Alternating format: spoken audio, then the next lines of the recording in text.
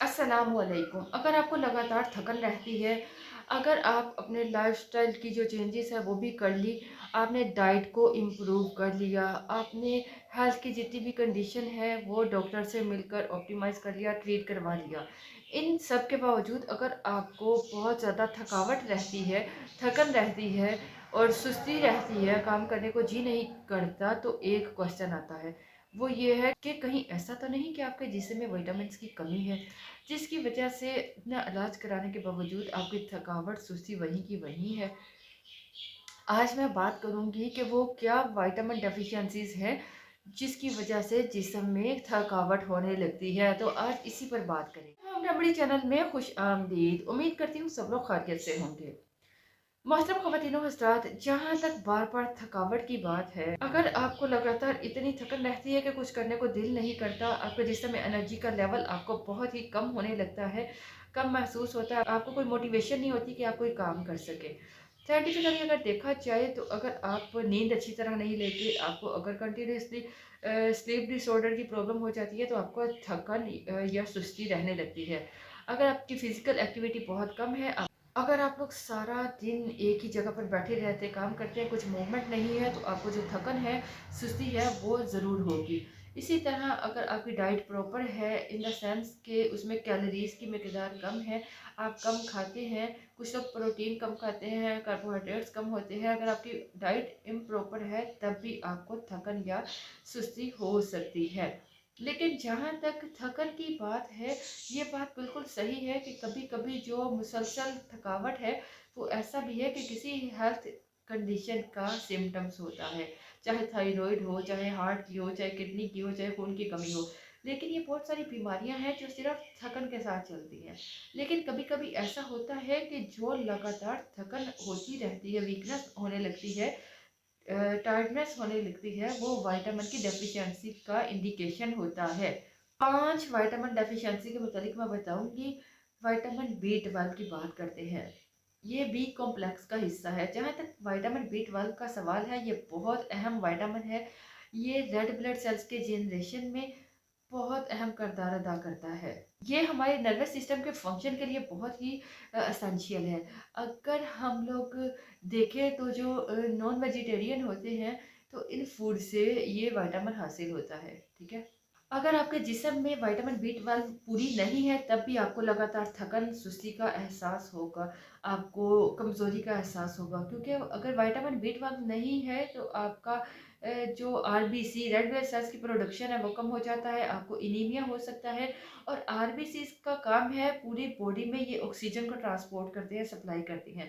अगर red blood cells कम हो जाते हैं, इनीमिया हो जाता है, तो ऑक्सीजन आपके पूरे जिस्म में ठीक से सप्लाई नहीं हो पाती, तो आपको कंटिन्यूसली थकन या आपको सुस्ती महसूस होती है। इसी तरह विटामिन बी 12 आपका जो ब्रेन है और जो नर्व्स है उसके फंक्शन के लिए बहुत इंपॉर्टेंट है।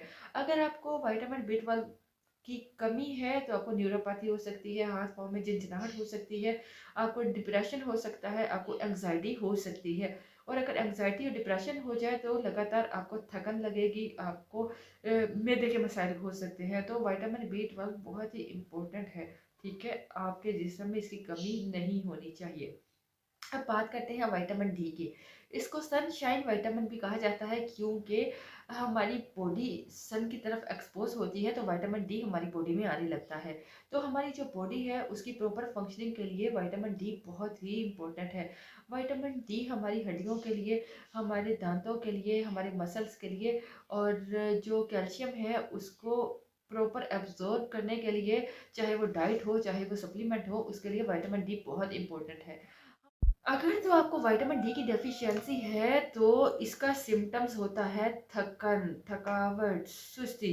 अगर आप में विटामिन डी का लेवल कम है, ठीक है, इसलिए हम इस पर ध्यान नहीं दे पाते कि हमें ये कमी भी हो सकती है। साइंटिफिकली ये माना जाता है कि अगर आपके जिस्म में विटामिन डी की डेफिशिएंसी है, तो आपको मुसलसल थकन रहती है, आपको मुसलसल सुस्ती रहती है, आपको नींद आती रहती है। ठीक है, तो इसलिए आप एक बार विटामिन डी लेवल ज़रूर चेक करवाइए। अगर विटामिन डी कम है तो उसके सप्लीमेंट आप ले सकते हैं, उसके लिए रेमेडी शेयर की गई हैं।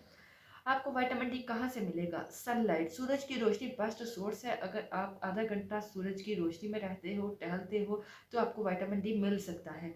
इसके अलावा जो विटामिन डी आपको मिलता है वो फिश से मिलता है, एग की जर्दी से मिल सकता है आपको, मशरूम से आपको मिल सकता है। ठीक है, इसके अलावा फूड बहुत सारी ऐसी है जिसमें विटामिन डी की क्वांटिटी होती है। इसके बाद आता है विटामिन सी। विटामिन सी, इसकी प्रॉपर्टीज के मुतालिक आप जानते हो इम्यूनिटी को बूस्ट करने की ये ताकत रखता है। अगर विटामिन सी की बात की जाए तो स्किन की हेल्थ के लिए और बालों की हेल्थ के लिए इसके लिए विटामिन सी का होना बहुत ज़रूरी है। लेकिन विटामिन सी का जो अर्ली साइन है कि इसकी डेफिशिएंसी हो रही है वो है वीकनेस, टायर्डनेस, थकावट, सुस्ती। इसकी भी सिम्टम्स, इसकी भी अलामत यही है कि आपको थकन होती है। ठीक है, विटामिन सी बहुत ही इम्पोर्टेंट है आपके आयरन की एब्जॉर्प्शन के लिए। ठीक है, रेड ब्लड सेल्स जो बनते हैं उनकी प्रॉपर फंक्शनिंग हो उसके लिए विटामिन सी चाहिए होता है। इसका मतलब है कि अगर विटामिन सी प्रॉपर नहीं है तो आप जितना भी खाना खाएं आपकी इंटेस्टाइन आयरन को ठीक से जज्ब नहीं करती। अगर कर भी लेती हैं तो रेड ब्लड सेल्स प्रॉपर नहीं बनते, अगर बन भी जाए तो रेड ब्लड सेल्स की फंक्शनिंग प्रॉपर नहीं होती। ठीक है, तो इसकी वजह से इनीमिया हो जाता है। अगर इनीमिया हो जाता है तो आपको मुसलसल थकन होती है, वीकनेस महसूस होती है, कमजोरी हो जाती है, सुस्ती रहती है लगातार। ठीक है, जिसकी वजह से आपको आपकी ज़िंदगी में बहुत सी प्रॉब्लम्स का सामना करना पड़ता है। विटामिन सी आपको कहाँ से मिलेगा? इसके जो सोर्सेज हैं वो आप फ्रूट से ले सकते हैं। जो भी सिट्रस फ्रूट्स हैं, चाहे संतरा खाएं, चाहे लेमन खाएं, चाहे आप किनो खाएं, और भी जो सिट्रस फ्रूट्स हैं अगर आप वो ले लेते हो तो उससे आप विटामिन सी हासिल कर सकते हैं।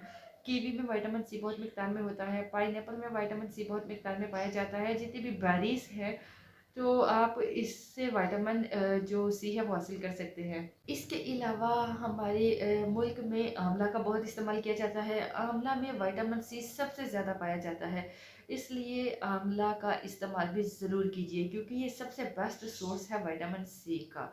तो इससे भी हमें विटामिन सी हासिल हो सकता है, चाहे आप आंवला का मुरब्बे की शक्ल में खाएं, चाहे आप इसके पाउडर की शक्ल में खाइए। तो ये बात बिल्कुल सही है कि जो थकावट है, जो मुसलसल सुस्ती है, उसके बहुत सारे जो कॉजेज़ हैं वो ये विटामिन्स ये की कमी है। लाइफस्टाइल चेंजिंग हो सकती है और आपकी मेडिकल कंडीशन जो आपके बॉडी में, जैसे आप मेडिसिन लेते हो उसकी वजह से ये हो सकता है। तो कभी कभी साइकोलॉजिकली या मेंटल इश्यूज़ की वजह से भी हो सकता है। कभी कभी विटामिन की डेफिशिएंसी का अलामत होती है, इंडिकेशन होती है कि जो आपको मुसलसल थकन हो रही है। और सबसे अहम जो ये जो विटामिन है, vitamin B 12, vitamin D, vitamin C है। तो अगर आपको मुसलसल थकावट महसूस होती है तो इन 3 विटामिन की तरफ ज़रूर चाहिए। इनका टेस्ट ज़रूर करवाइए, इनका लेवल चेक करवाइए। अगर इनका लेवल बॉडी में जिस समय कम है तो इसको सप्लीमेंट का इस्तेमाल करते हुए पूरा करने की कोशिश कीजिए।